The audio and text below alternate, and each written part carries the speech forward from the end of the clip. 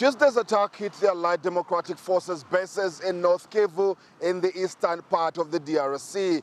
The operation was agreed to by the DRC government and the Ugandan armed forces.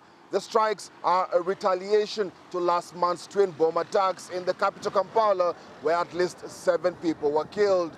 Authorities have blamed the attack on the terror group, the ADF. What the government of Uganda is doing is pursuing rebels who have been destabilizing the country. So we are just pursuing, and this is in line with our negotiations with Congo. But also it requires that we report when it's on deployment and all that. Concerns though remain. There are fears the airstrike could risk a potential counterattack by the terrorist group and also ignite further the differing interests of Uganda's neighbors, especially Rwanda. Leon Senyange, SABC News, Kampala, Uganda. Now, for more on this story, we're joined now by independent counter-terrorism and organized crime expert David Otto. Mr. Otto, very good evening to you. Thank you so much for speaking to us. So, looking at this latest action, it's just a couple of days after, 2 weeks actually, after deadly attacks on the capital Kampala. But some say this could open old wounds. That's very correct. These preemptive strikes that have been launched as a matter of a bilateral agreement between the government of Uganda and the Democratic Republic of Congo, it could open up different routes, because what is happening now is the strikes are pushing away the jihadists possibly out of Uganda towards DRC, and then of course, you have countries like, Central African Republic, which is also very vulnerable, and also Rwanda. Of course, you remember that Rwanda has deployed its security forces in northern Mozambique.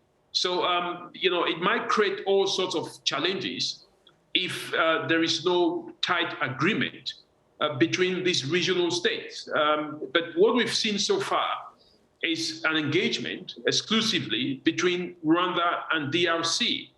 This is not enough in terms of the counter-insurgency operation. So we've got to see more in order for us to be very sure that we will not experience what we call the balloon effect, which means if we push the jihadists from one end, they'll simply walk into other areas that are not involved in the operation.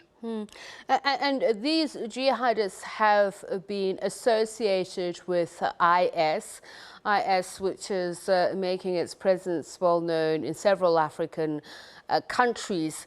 But I want to talk about President Museveni. He seems to almost be relishing it, signing a letter by his old war days moniker, Sabalwanyi, one of the greatest fighters, and he's saying the terrorists came for us, we are coming for them. But we know where this has led before. The Great Lakes region in general gets sucked into these kind of mini conflicts, which grow into bigger conflicts across the borders. That's very correct. President Museveni himself, is a benefactor of his days as a rebel, and him and his very close cronies, they spent a lot of time in the bushes, and Museveni has made it very clear, not just on this occasion, but on several occasions, that he's not somebody that could be easily destabilized by rebel groups. Remember, the Allied Democratic Forces, as they call themselves, they came as a result of saying that they want to introduce some kind of an Islamic Sharia state after President Museveni and his generals at the time took over power in Uganda. So I think Museveni himself understands the terrain, and I'm sure that one of the reasons why they were able to launch this preemptive strike is because they understand the territory very well. I mean, they spent years and years within those regions. And I'm sure that, as a matter of guerrilla warfare, the Ugandan troops are very well equipped to do that. But again, this is not that kind of a revolutionary war. We're talking about a group that is now aligned himself with the Islamic State. Is a more religious component, although we believe that it is more some kind of a profit-making organization rather than an ideological one. But it still leaves a lot of concern for the region, and it will not be easy for Uganda to deploy conventional forces. They can march 10,000 men up and down the hill, left, right, and center, but it doesn't translate to a real counterinsurgency operation. He's got to be able to win the hearts and minds of the local population. Otherwise, they will give information to these groups and they will simply escape. Another thing is, Uganda is not trusted by the population of DRC because of the previous plundering that Uganda has been accused. Rwanda is the same.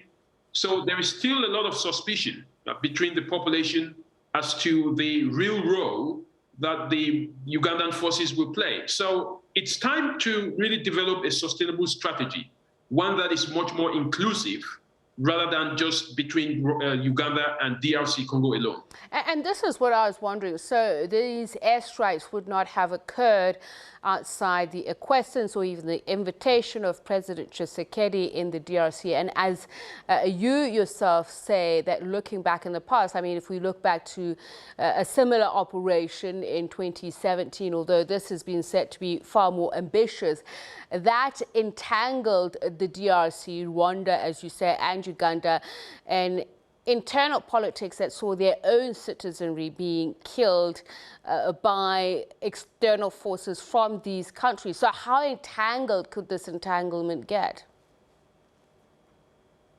It could get worse. But let me remind you that these airstrikes, there is no way of actually verifying them in terms of the impact. But normally the country has the right to come up with an impact evaluation as to how much, these airstrikes, have impacted on the positions of these jihadist groups. But I know very well that in these kind of situations, you have to be lucky, for you to get an actual impact.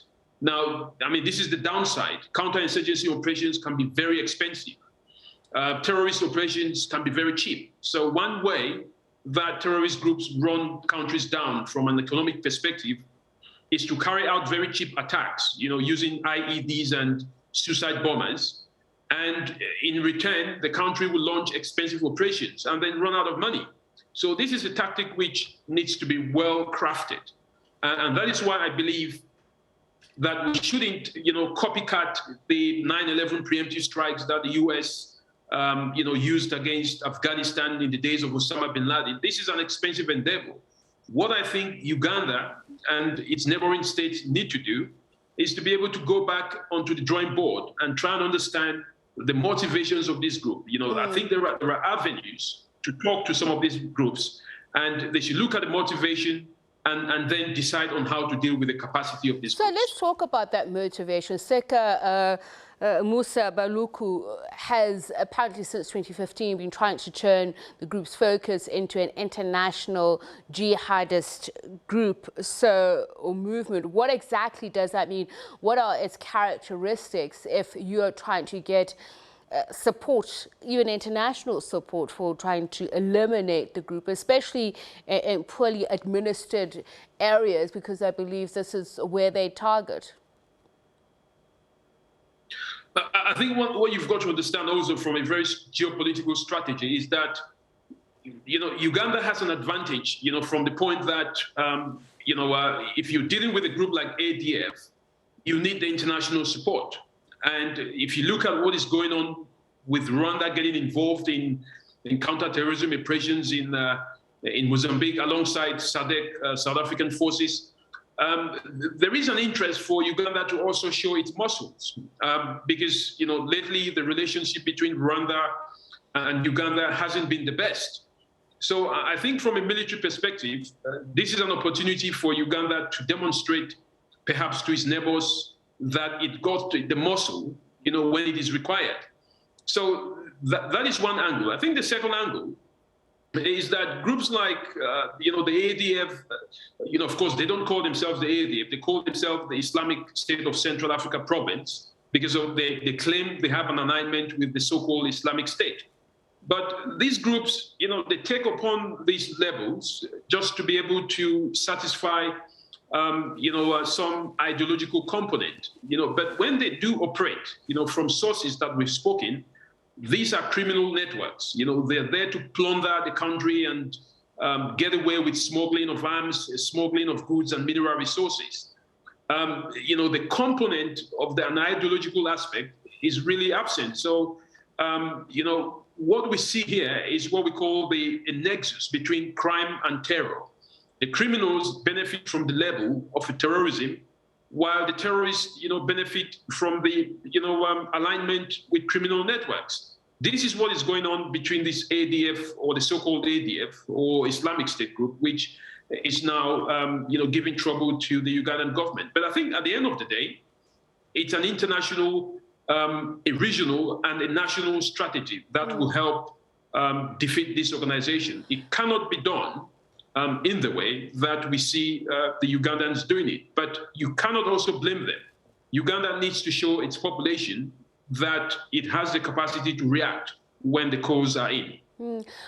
Is it cynicism, as some have suggested, that the presence of these terrorist groups could also be used as an excuse to continue or spread the stranglehold? If you look at the DRC, for instance, and the eastern provinces, North Kivu and Ituri, where President Tshisekedi himself has had problems, that this could be used as an excuse to, strengthen a state of emergency, of security of sorts.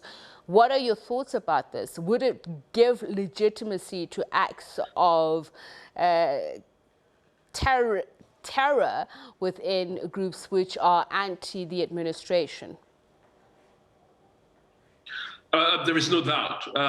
Experience has shown that counter-terrorism operations, laws, legislations, and measures, or declaring an area, giving an area a state of emergency. These are all tactics. Arresting opponents.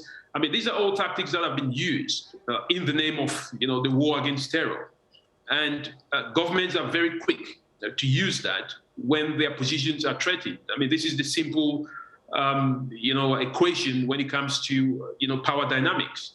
So I will not be surprised that there is some benefit there for the government or governments in place, if they do find an opportunity to use that to keep themselves in power, or use that to suppress opponents. That is always the danger when the government declares a war on terror.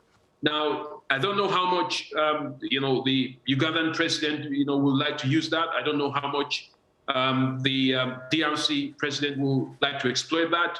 But these are not impossibilities when it comes to counterinsurgency operations.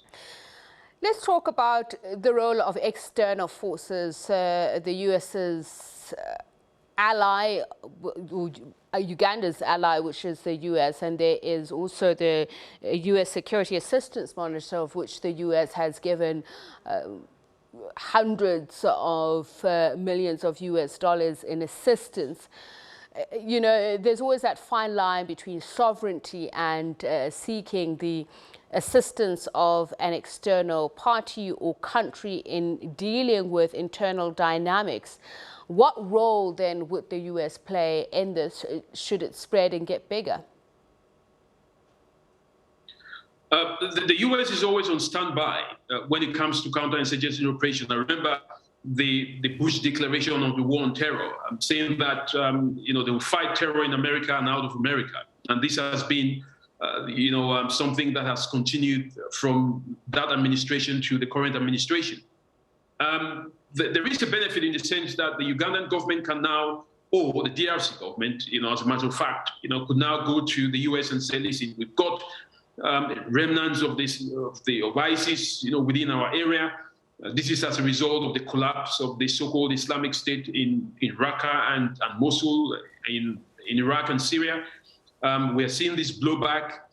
You can see the attacks that have been launched against us. So give us assistance, give us training, give us arms, you know, and all that. So that is one benefit that each country that is facing the war on terror will likely present, you know, to the United States. And of course, there will be some legitimacy, you know, in terms of, you know, the war on terror dynamics.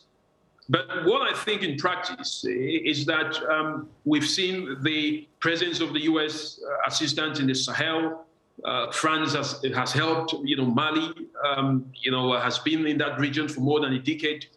In the western part where Nigeria is, we've seen all kinds of assistance, but that has not translated to any kind of an effective solution. What we've seen in the past is that, you know, the more you bring in Western intervention or Western assistance, we've seen these groups, you know, multiply. They change form, they become much more deadly because then the enemy expands from the local to international. Now, my advice to Uganda would be, you know, this is a country that has experience in fighting rebels. You know, the government has experience, the president has experience. You know, they should go for a local dynamics. You know, I think in the worst case scenario or the best case scenario, they should join hands with DRC. They should involve Rwanda within this triangle, talk to the Central African Republic, to countries like Cameroon that are linked to this region. That would be the best way to go about it. And any assistance that is coming from outside should, you know, be dealt with, you know, through the local and national strategies. I do not see the U.S., you know, making any difference if they bring boots on ground. What I see is, you know, a strategy that can be led by Rwanda, by Uganda, by DRC Congo, and every other country that is within the region. You know, but this must be through regional and national strategy. It can't be done through the international perspective.